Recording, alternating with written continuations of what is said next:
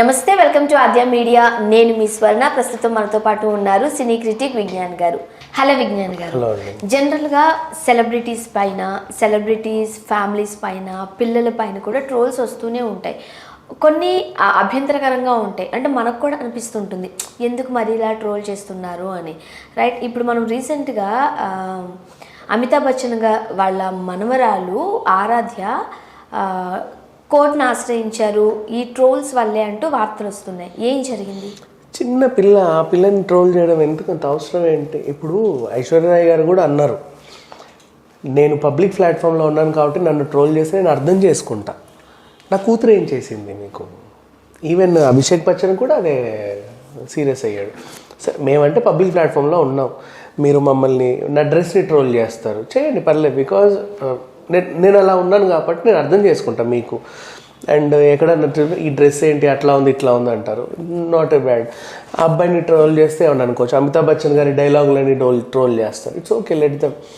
జయ బచ్చన్ని కూడా పార్లమెంట్లో మాట్లాడేదాన్ని ట్రోల్ చేస్తారు, let them, because they are in public. So వాళ్ళు ఏమంత ఫీల్ అవ్వరు. ఆరాధ్య ఏం చేసింది? ఆ పిల్ల ఏం చేసింది అసలు? ఆమెను ఎందుకు ట్రోల్ చేయడం? ఆమె ముక్కేలా ఉంది, మూతిలా ఉంది, ఇంత ఎదిగింది, ఇంత తొందరగా అట్లా ఎవరైనా ఎదుగుతారా?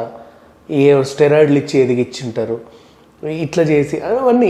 ఈ ఆరాధ్యనే కాదు, అమ్మ చాలా అందంగా ఉంటది, ఈ పాపకి అంత అందం రాలేదు, ఐశ్వర్యరాయ్ కూతురు అంటే అసలు ఐశ్వర్యరాయ్ అంటే ఐశ్వర్యరాయ్, ఇంకో జన్మెత్తిన ఐశ్వర్యరాయ్ ఇలాంటి వాళ్ళు మనకు రారు. కూతురు అంటే నువ్వు ఇంకెంత అందంగా ఉండాలి అని చెప్పేసి మళ్ళీ కంపారిజన్లో మహేష్ బాబు వాళ్ళ కూతురు చూడ ఎంత అందంగా ఉందో, నువ్వు నీ కూతురు ఏందో పిచ్చిదానిలా ఉంది. వీళ్ళకి ఎందుకు ఎలా ఉంటే అసలు ప్రాబ్లం ఏంటి? అదే అంటున్నా, బాడీ షేమింగ్ చేయడం ఎందుకు, డిఫేమేషన్ చేయడం ఎందుకు, ఇవన్నీ చేయడం ఎందుకు, అసలు వాళ్ళు ఆమె గురించి మాట్లాడుకోవడం ఎందుకు? అండ్ ఒక విషయంగా చెప్పాలంటే, అండ్ ఇంకొకటి మళ్ళీ రోజా వాళ్ళ అమ్మాయిని కూడా ఒకసారి ఆమె కూడా ఏడ్చింది, నా కూతుర్ని ఎందుకు ట్రోల్ చేస్తున్నారని. ఆ పిల్లని అది ఏంటి బాడీలో ఇంకా అసహ్యంగా షేపుల గురించి రకరకాలుగా మాట్లాడారు. అవసరం ఏంటి చెప్పు? అరే పిల్ల వచ్చేసింది, రోజాకి ఇంకేం లేదు, కూతురు కూడా ఎదిగింది, అలా అలా పిచ్చి పిచ్చిగా మాట్లాడేశారు. అండ్ దీంట్లో ఇంకోటి ఏంటంటే, ఇండస్ట్రీ వైజ్ కూడా కొంతమంది తప్పు ఉంది, వీళ్ళని అంటున్నాం కానీ సరే.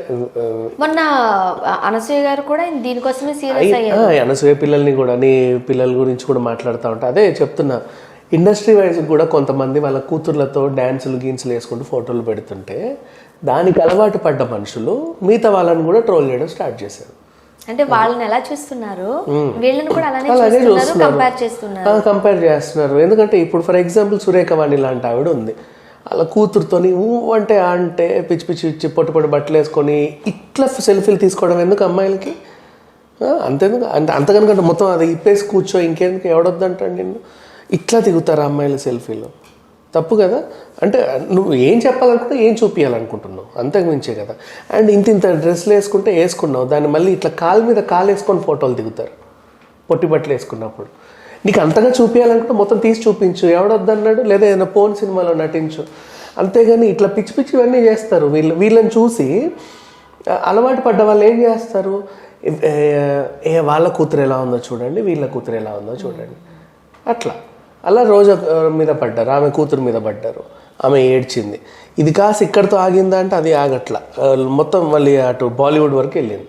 సో ఇదే చెప్తున్నా, ఇప్పుడు ట్రోలర్స్ వాళ్ళ తప్పు ఉన్నప్పటికీ కూడా, అఫ్కోర్స్ వాళ్ళు చేసిన తప్పే, అదేం మనం సమర్థించాల్సిన అవసరం లేదు.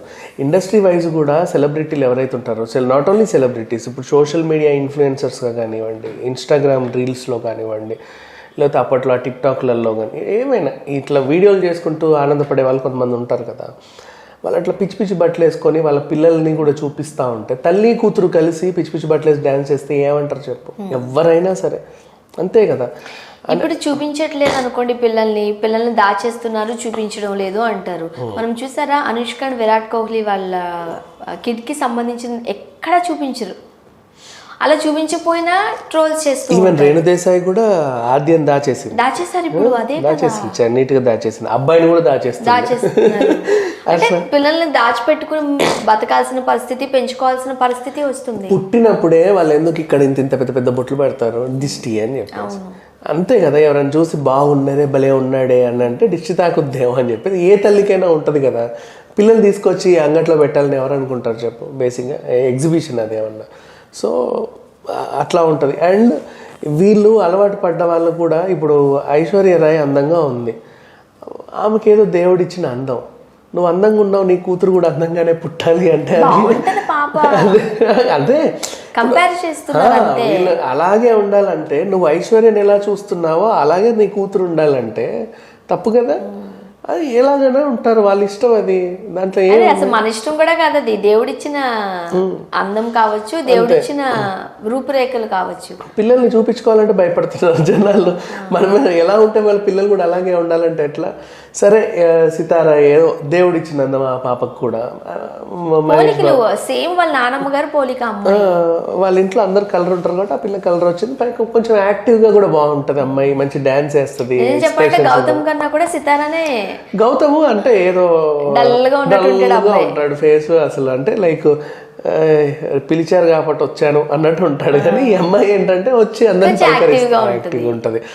అండ్ ఓన్గా ఛానల్ కూడా పెట్టుకుంది, ఒక యూట్యూబ్ ఛానల్. అప్పట్లో బాగా ఫేమస్ అయ్యింది. ఆడపిల్లలు ఎట్లా అయినా కాస్త బబ్లీ ఉంటారబ్బా, అబ్బాయిలు ఇట్లానే ఉంటారు కూల్ గా. మహేష్ బాబు గారు కూడా అంతేగా, చాలా కూల్ గా కామ్ గా ఉంటారు. కలిస్తే 10 మాటలు 2 మాటలు కూడా మాట్లాడరు ఆయన. అది పిల్లలు అంటే ఇప్పుడు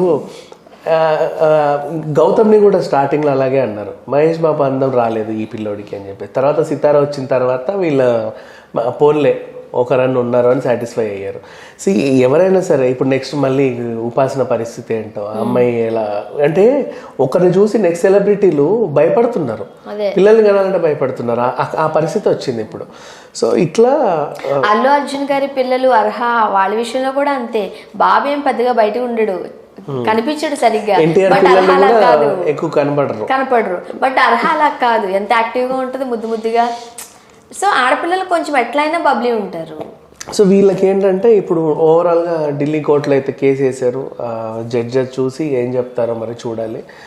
అంటే ఎవరికి వేస్తారా శిక్ష? ఇప్పుడు ఎంతమంది ట్రోలర్స్ అని ఉంటారు, ఒక 20-50 మంది ఉంటారు. వాళ్ళు ఎవరిని పట్టుకుంటారు, ఎవరికి శిక్ష వేస్తారు? వేసినా కూడా వాళ్ళు ఇంకా రెచ్చిపోయి ఇంకా ఏదో చేస్తారే తప్ప తగ్గదు కదా.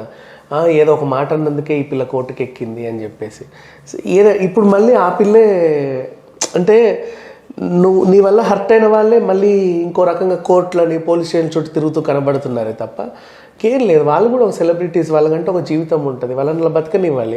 మొన్న అనసూయ కూడా అదే ఫీల్ అయింది పాపం. మేము ఎంత సెలబ్రిటీస్ అయినా మాకు పర్సనల్ లైఫ్ ఉంటుంది. సో ఆ రకంగా చూసుకుంటే పబ్లిక్ ప్లాట్ఫామ్ లో పిల్లల్ని ఇట్లా ట్రోల్ చేయడం అనేది చాలా తప్పు. ఇప్పుడు ఫ్యామిలీని పట్టుకుని బయటకు వెళ్ళడానికి ఉండదు, మొత్తం ఊగేస్తారు పాపం.